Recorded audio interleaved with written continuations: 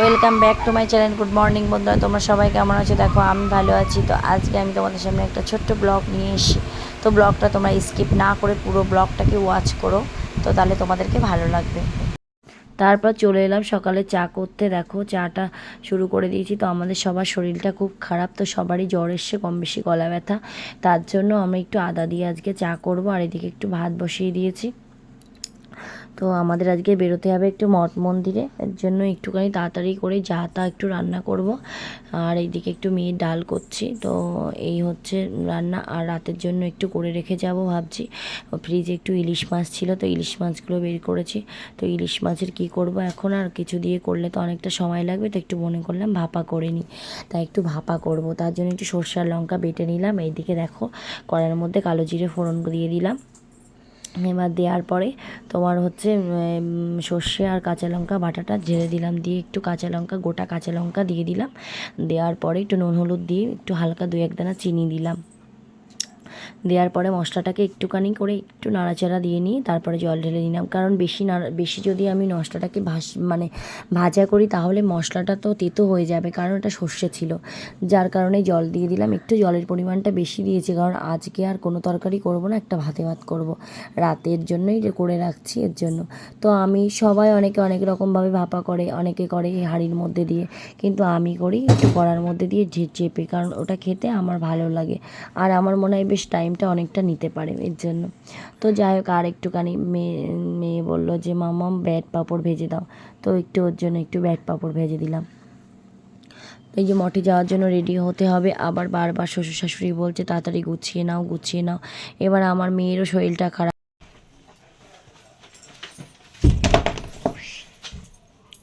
তো বন্ধুরা দেখো আজকে আবারও যাচ্ছি। তোরা রেডি হয়ে নিয়েছি, এবার ছেলে মেয়েকে রেডি করব। তো আগে আমি রেডি হয়ে নিই, কারণ ওরা খুব মানে আমাকে আর রেডি হতে দেয় না, এমনই একটা করে, ওর জন্য আগে আমি রেডি হয়ে নিচ্ছি, নিয়ে তারপরে ওদেরকে রেডি করব। তো আজকে যাচ্ছি তোমার সেই মঠে যাচ্ছি। তো সেটা হচ্ছে আমার শ্বশুরের আজকে মানসিক আছে, তো ওখানে, তাই সেটা তোমাদের সঙ্গে সবটা শেয়ার করব। তো তারপরে দেখো আমরা বেরিয়ে পড়েছি। তো আমি এই রুমালটা আনতে ভুলে গেছি, মেয়ের ঠান্ডা লেগেছে, তো আবার রুমাল আনতে বাড়িতে গেছিলাম। তো এই যে সব আমার দিদিরা মিলে সব বেরোচ্ছি, তো দিদিদেরকেও নেমন্তন্ন ছিল। তো যাই হোক, আর আমরা যেখানে যাই তো জানো আমাদের এই জোট আছে। তো যাই হোক, এই যে আমাদের ওখানটা 110-20 জনের অ্যারেঞ্জমেন্ট ছিল। তো এটা আমার শ্বশুরই পুরোটাই করবে, কারণ শ্বশুরের মানসিক ছিল যে ওখানে ওনার ডেঙ্গু হয়েছিল। তো 10-25 হাজারের প্লেট এসেছিল। তো ওনার সবাই ভেবেছিল যে ওনার অবস্থা খুবই খারাপ ছিল। তো শাশুড়ি মানে মানসিক করেছিল যে অনেক তো এই যে দেখো ভগবানের ভোগ যাচ্ছে এবার। তো এইভাবেই বেশ মজাই হচ্ছিল। তো ওখানে বসেছিলাম সবাইকে নিয়ে। এটা হচ্ছে আমার মামি শাশুড়ির ছোটো মেয়ে, আর ওই যে আমাদের অভ্রবাবু দেখো দাঁড়িয়ে আছে। তো কম বেশি আমাদের দিদিদের তোমরা চেনো। তো এইভাবে খুব আনন্দ হচ্ছিল, মঠের মধ্যে কীর্তন টীর্তন হচ্ছিল।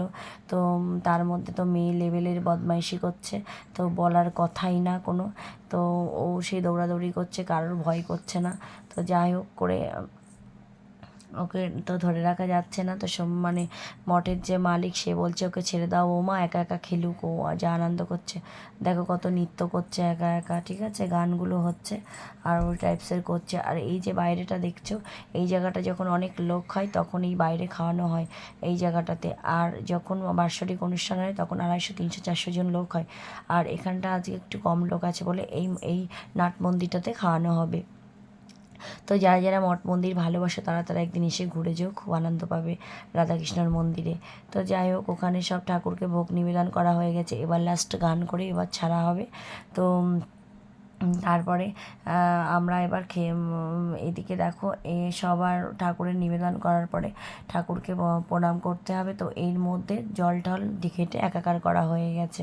তো আবার জামাটাকে চেঞ্জ করলাম। তো যাই হোক, তোমরা ঠাকুরটাকে তো দেখেছো, খুব সুন্দর লাগবে। রাধাকৃষ্ণকে এত সুন্দর করে সাজানো থাকে, খুব ভালো লাগে। ওই যে দেখো একটা বাবাজি পুরো মানে পুজো করছে। তো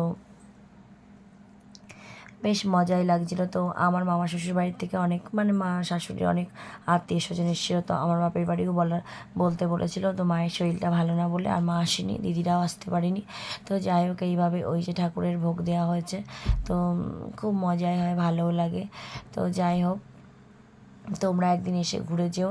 তো আর এখানে যার যা মানসিক সবাই করে তা সব সফলতা হয়, যার জন্য সবাই করে।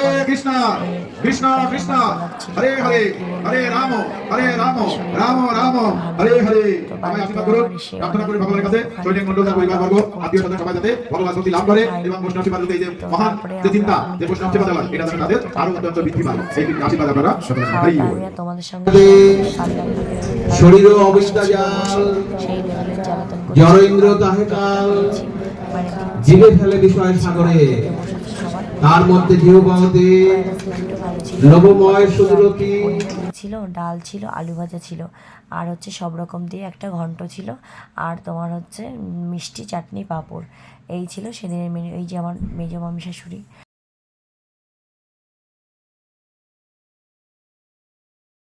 তো বন্ধুরা দেখো অবশেষে আমি বাড়ি চলে আসলাম। তো বন্ধুরা যদি ভিডিওটা ভালো লাগে তো লাইক, কমেন্ট, শেয়ার করতে ভুলো না। টাটা।